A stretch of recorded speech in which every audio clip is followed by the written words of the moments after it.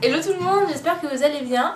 Je vous retrouve aujourd'hui dans une vidéo dont on a parlé dans les commentaires à plusieurs reprises qui concerne l'allaitement mais version 2, c'est-à-dire la fin de l'allaitement parce que oui, je n'ai pas réussi à allaiter mon bébé jusqu'à ses 6 mois comme je le voulais. Mais je l'ai allaité quand même, je l'ai quand même allaité, donc je suis assez fière de moi et je voulais vous parler de cette partie en fait, comment ça se passe quand on arrête, qu'est-ce qui fait qu'on peut arrêter, qu'est-ce qui fait que moi j'ai arrêté, comment je l'ai vécu, etc. Alors en fait, moi comme vous le savez, j'ai allaité mon bébé, c'était une décision qui s'est faite plus ou moins naturellement à laquelle j'avais pas forcément réfléchi. Et en fait, quand il avait 5 mois, donc là il va avoir 6 mois bientôt, donc ça fait à peine 3 semaines que j'ai arrêté d'allaiter.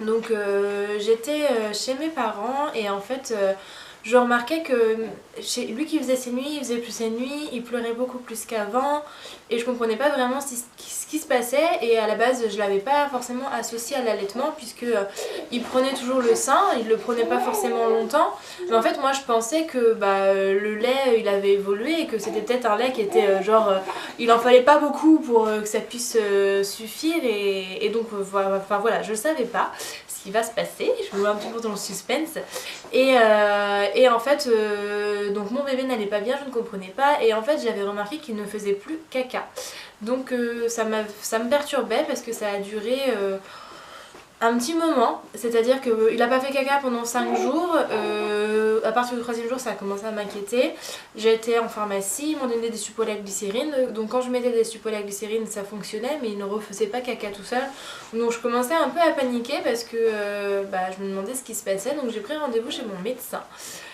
Il avait 5 mois et 1 semaine je crois, quelque chose comme ça et en fait il se trouve que mon médecin m'a dit ça se passe comment l'allaitement? Donc je lui ai dit bah écoutez ça va, il prend ça va et il m'a dit mais il prend comment, décrivez-moi et je lui ai dit bah écoutez il prend 5 minutes à peu près, 5-7 minutes voilà. Il me dit d'accord et il prend que sur un seul sein? Alors oui, il prenait que sur un seul sein, 5 ou 7 minutes. Alors là j'ai commencé à me dire qu'est-ce qui se passe. Et il me fait on va le peser, il le pèse. Il avait perdu 300 grammes par rapport à il y a 3 jours quand il avait fait sa visite chez le pédiatre. Le pédiatre il m'en avait pas non plus spécialement parlé quand je l'avais vu. Voilà, on avait fait sa visite des 5 mois, ça s'était bien passé. Il m'avait pas parlé de tout ça et 3 jours après, je vois mon médecin, il a perdu 300 grammes, enfin voilà. Et il me dit mais en fait normalement il faudrait qu'il prenne 15 minutes sur chaque sein pour chaque tété. Donc bien sûr le calcul est rapide, 30 minutes, il fait 5 ou 7 minutes sur 30 minutes et il m'a dit il meurt de faim. Et là en fait dans ma tête je me suis pris vraiment une claque, je me suis dit ton bébé meurt de faim à cause de toi. Alors peut-être que là vous êtes en train de bondir sur votre siège, mais moi ce que je me suis dit en tant que maman à ce moment là c'est ça, je me suis dit mon bébé il hurle, il en peut plus, il ne dort plus parce qu'il a faim et toi tu pensais tu n'y as pas pensé en fait. Et en fait j'étais tellement stressée et fatiguée que mon corps ne produisait plus assez de lait ou le lait n'était plus assez consistant et en fait 5 ou 7 minutes c'est juste le temps que met le lait à arriver dans le sein, c'est à dire que lui il arrêtait au moment où le lait commençait à arriver donc clairement il avait rien et puis moi je produisais plus parce que c'est pareil mes seins à force vu qu'ils étaient pas assez stimulés ils produisaient pas et puis moi de toute façon j'étais trop fatiguée pour que mon corps reproduise etc donc c'était un peu compliqué et il m'a dit écoutez là ce qu'on va faire c'est que vous allez continuer de donner le sein que vous donnez sauf que après vous lui donnez un biberon parce qu'il faut le nourrir quand même. Donc c'est ce que j'ai fait, dès que je suis rentrée il avait sa tétée et après la tétée je lui ai donné le biberon et puis ça commençait à aller mieux, c'est-à-dire que ça y est, après avoir pris le biberon ce jour-là il a dormi la nuit et je me suis dit mon bébé avait faim.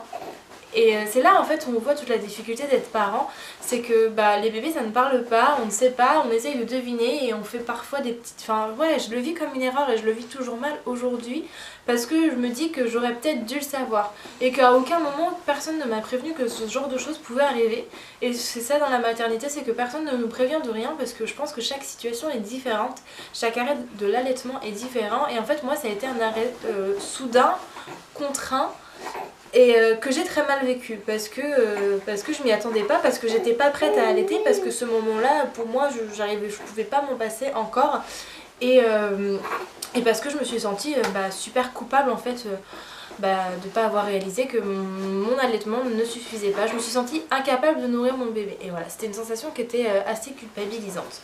Avec le temps, aujourd'hui, j'apprends à en relativiser, c'est-à-dire que j'ai quand même assez réagi pour que réussir à en parler à un médecin et réussir à résoudre le problème assez rapidement. Mon fils n'a pas de problème, hein, le fait qu'il ait été à peu près une semaine sans avoir de nourriture en quantité suffisante, parce qu'attention, il prenait le sein quand même, ça lui a pas non plus valu de problème, heureusement, Dieu merci. Il prend le biberon maintenant exclusivement, c'est-à-dire que moi de toute façon, quoi qu'il arrive, je ne produisais plus, mes seins, voilà, ils étaient vides quoi, donc quand c'est vide, j'ai envie de vous dire, il n'y a rien à donner, donc j'ai arrêté progressivement, voire très rapidement, en une semaine, c'était fini la tétée avant. Je lui donnais juste en fait un peu le sein la nuit pour la tétée de nuit, et voilà, c'est tout. Alors comment ça se passe maintenant pour le biberon? Et c'est vrai que c'est dur, je préfère vraiment l'allaitement, ça me manque souvent parce que voilà, j'avais juste à le prendre, à le mettre contre moi, il y avait voilà ce moment d'allaitement qui me manque, le fait d'avoir mon fils contre moi, de nourrir mon fils moi-même, ça me manque beaucoup. Et puis ça m'embête en plus d'aller préparer des biberons la nuit, ça prend du temps, il faut que ça chauffe, il faut le préparer, faut se rappeler le nombre de cuillères qu'on a mis dedans, enfin c'est une aventure complètement différente.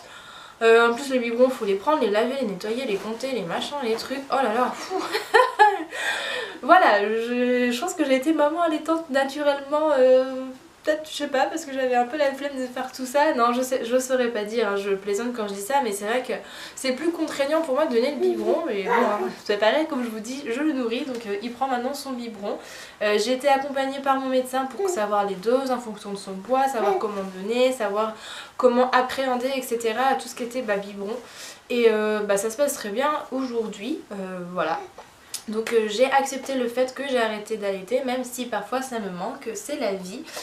Au moins c'est plus simple lorsque je suis en public, en famille ou quoi que ce soit pour le nourrir, j'ai pas besoin de m'isoler. D'autres personnes peuvent également le nourrir et lui donner son biberon. J'ai arrêté de tirer mon lait, de me lever plus tôt le matin pour tirer mon lait, donc sur cet aspect là c'est vrai que c'est plus pratique. Je suis en train de penser d'ailleurs qu'il va falloir que j'aille rendre ma machine à tirer le lait à la pharmacie, on va peut-être en avoir besoin. Voilà l'arrêt de l'allaitement, comment je l'ai vécu, comment ça s'est passé. Si jamais vous avez des questions, parce que je sais pas si j'ai réussi à tout aborder, je voulais vraiment vous expliquer comment j'avais vécu mon arrêt de l'allaitement et comment j'étais passée au biberon. Comme vous le voyez, ça n'avait pas été un choix hyper réfléchi, ça a été la contrainte. Comment vous avez arrêté, quand est-ce que vous avez arrêté, pourquoi vous avez arrêté, je pense que ça m'intéresse, donc n'hésitez pas à me le dire dans les commentaires. Et surtout, je voulais également repréciser le comportement des autres, c'est-à-dire que c'est vrai que les gens sont là à plébisciter l'allaitement jusqu'à 3 mois, et à partir du moment où l'enfant a 3 mois, les gens commencent à nous dire en gros quand est-ce que tu arrêtes de l'allaiter, ah c'est bon, passe-le au biberon. Comme si on était une mère poule trop protectrice ou quoi que ce soit. C'est vrai que les gens sont toujours, moi je le vis comme ça, à nous faire culpabiliser de ce que l'on fait, alors oui c'est bien quand on l'allaite au début, mais bon maintenant ça suffit, tu peux nous laisser lui donner le biberon, mais tu peux faire ci, tu peux faire ça. Et j'ai un message à adresser à ces personnes là, c'est nom d'une pipe en bois. Laissez les mamans faire, arrêtez de faire vos commentaires en permanence. Et ce que je ne comprends pas, c'est que la plupart d'entre vous sont vous-même parents, et je pense pas qu'à aucun moment vous auriez accepté ou toléré d'avoir ce genre de réflexion. Alors pourquoi vous faites aux autres ce que vous n'auriez pas aimé, ce que vous n'avez pas aimé que l'on vous fasse? Juste laissez les mamans faire comme elles ont envie. Je pense qu'il n'y a rien de plus précieux pour une maman que son enfant. S'il y a bien une chose dont elle a des choix à faire, quand elle le peut et quand elle en est en pleine conscience, j'ai envie de dire, c'est bien des choix qui concernent son bébé, ce n'est pas le vôtre. Donc si vous voulez vous occuper d'un bébé, j'ai envie de dire, occupez-vous des vôtres ou faites-en, mais laissez les gens s'occuper des leurs. Voilà, c'était un petit coup de gueule pour finir cette vidéo. Vous me connaissez, ou peut-être commencer à me connaître, je suis du genre à dire ce que je pense.